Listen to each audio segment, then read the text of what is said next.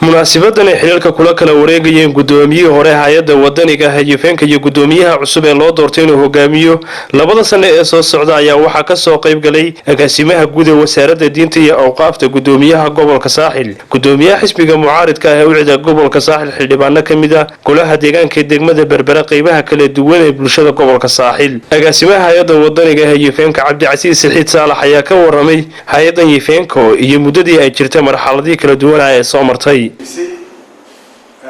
badan baa u qabsoomay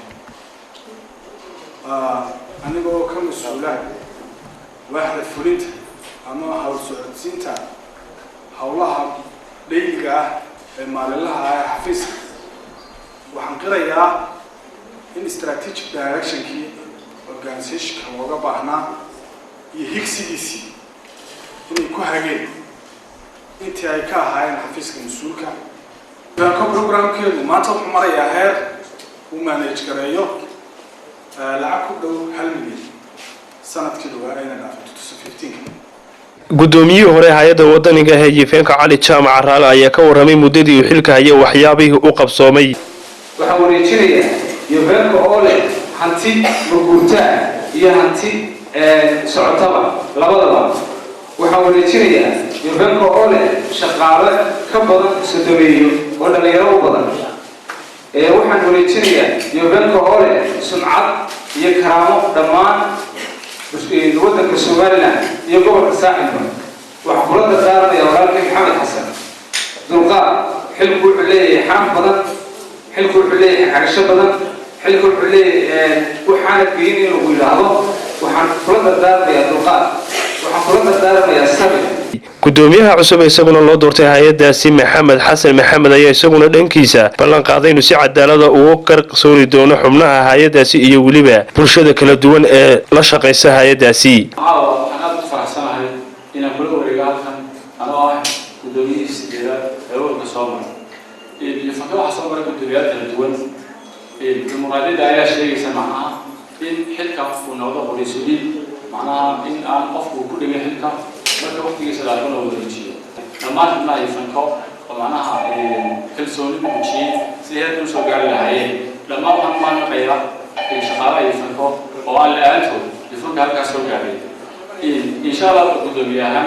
waxaan balan qaadi doonaa anoo khibradda leh inaan tayada shaqaalaha dhiso capacity building training ka sameeyo tababaraha ka shaqaalaha si mashaariicda fuliyaan project managementka iyo monitoring and evaluationka work planningka research based managementka koorsooyin ku taxalluqa sida maamul lahaay mashaariicda iyo fanko inaan shaqaalaha iyo fanka si dhow insha Allah muddada ay ka dambeysaba oo aan macnaha in shahaadooyinkooda takhasuskooda hadda soo dhameeyay mas'uuliyiinta kale iyaguna dhamaantoodba xafladaasi ka hadlay ayaa ammaan iyo bogaadin u soo jeediyay hay'adda wadaniga hay'adeenka doorka ay ka qaadato horumarinta gobolka Saaxil waxaad ku joogtaan meel fiican baad ku joogtaan maanta midhihiinii intaasoo arday baa cunaysa intaasoo arday baa ka baxda intaasoo arday baad uga faa'iidaysay waa ilaahay mahadi Cali Jaamac iyo Maxamed Xasan oo xilkii caawi la kala wareegaya labadoodaba waynu hambalyeynayna waxaan leeyahay Calina waad mahadsantay dadkii wax kula qabanayay wax qabadkaaga sheegay Maxamedna waan wada shaqeynay oo shaqadiisa nin shaqo wanaagsan baa BRC markaan ku wada shaqeynay finance ku joogay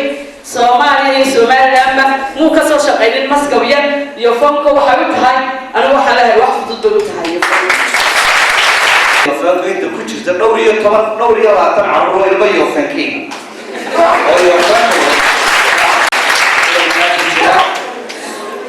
iyaga waa dadka la wareegaya barintooda abayaasha nasriga dhalinyartana meesha marka ay ma sarayaan waynu aragnaa marka waxaan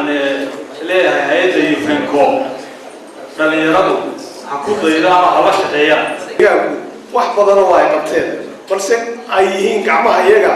iyo indhaha iyaga iyo dhagaha iyaga Yufenko oo aan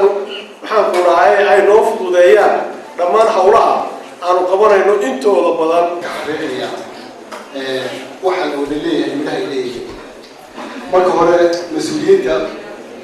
meesha loo wareegay iyo kuwii hore ka soo shaqeeyay ma sha Allah weeyaan marka hore horaameed waxa aanu mahadnaqay allaha macbuudkee yoofeenka muuqiyo maamuuska siiyee magaceeda kor u dhigay. gabagabadii xafladani waxaa shahaado sharafyo lagu guddoonsiiyey xubnaha wada shaqaynta buuxda la leh hay-adda wadaniga ah ee Mubaarak Nirig, Star TV, Berbera.